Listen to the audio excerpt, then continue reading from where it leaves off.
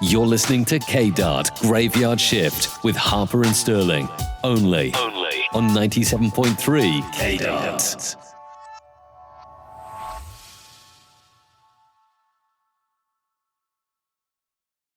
Welcome back, Lovefield. I hope you're all enjoying our little mystery as much as I am. I know I am, Sterling. During the break, I texted Lucas to be on the lookout for anything that looks like a hammer or anything that could help us with what could have terrified poor Jasper so badly to cause his death.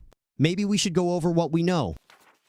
So we know that Jasper was the grandson of a witch hunter in the 1800s. We believe that as his grandson, he might have taken on the religious beliefs that witches are real. Days before his death, he entered a local church shouting that the witches would one day rise up.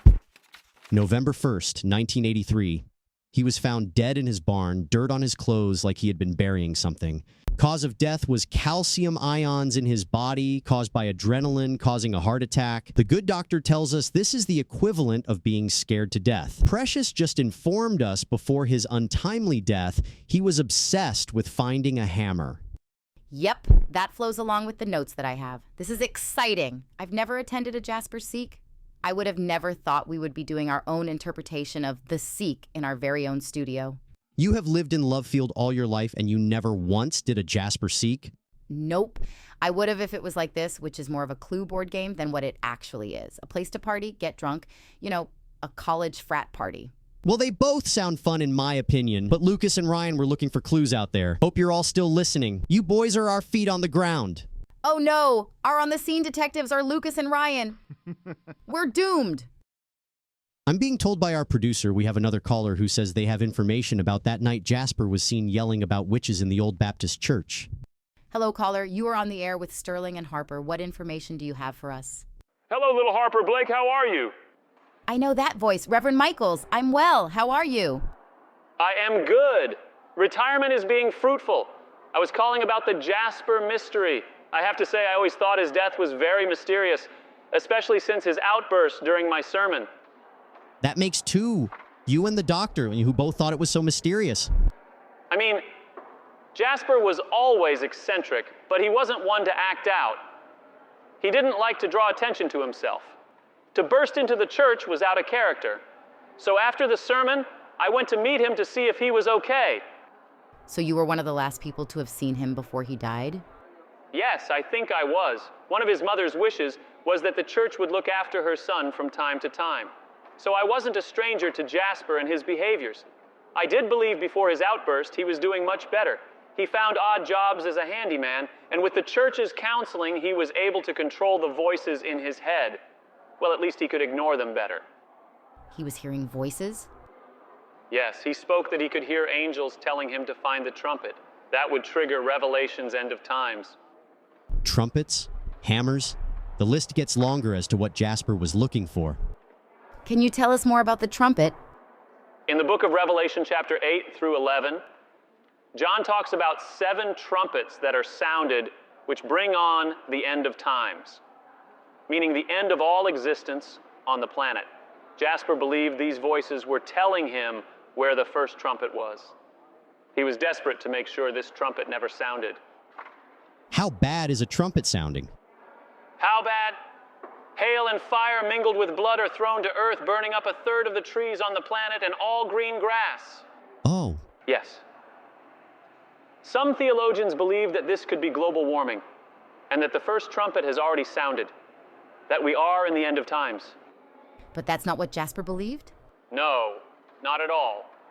He believed that once the trumpet was sounded, it would rain blood, and the hail would bring forth an invasion of witches who would be responsible for the destruction of the trees and grass, and would dance in the blood. Well, that would be an image to make anyone crazy. Thank you, Reverend, for your information. No problem. You don't want to hear what the hammer is? Wait, you know what the hammer is? Yes, little Harper. Most theologians know all about the hammer. And? The Hammer of the Witches is a book called Malleus Maleficarum, which was the handbook for witch hunter. You're not looking for an actual hammer, you are looking for a book responsible for millions of women, most likely innocent, to be burned and drowned to death. This is a real thing? Unfortunately, yes. was a book written by a failed lawyer in the 1500s with forged signatures of professors of the most prestigious school, at the time the University of Cologne. The book is responsible for the worldwide witch hunt that lasted centuries. Was also used in America's most famous witch hunt in Salem. Any idea where this book may be? That's easy, little Blake. I have it. You're listening to Lovefields. Lovefields. #1 classic rock station. 97.3 KDART. KDART.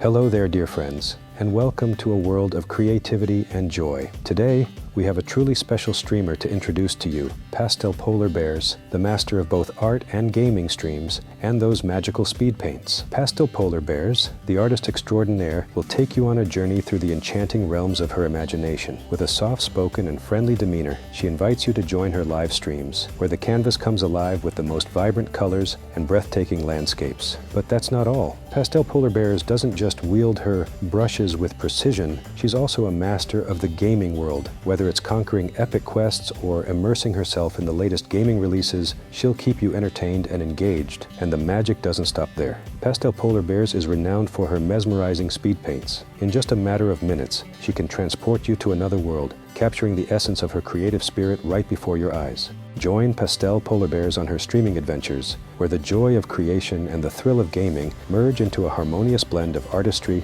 and fun.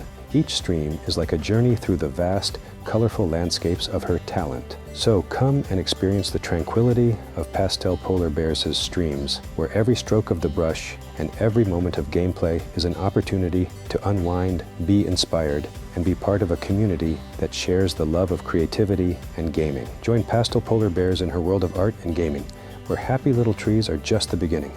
Don't miss out on her next stream, and let's create some happy little memories together. Until then, happy streaming and happy gaming. Bye-bye.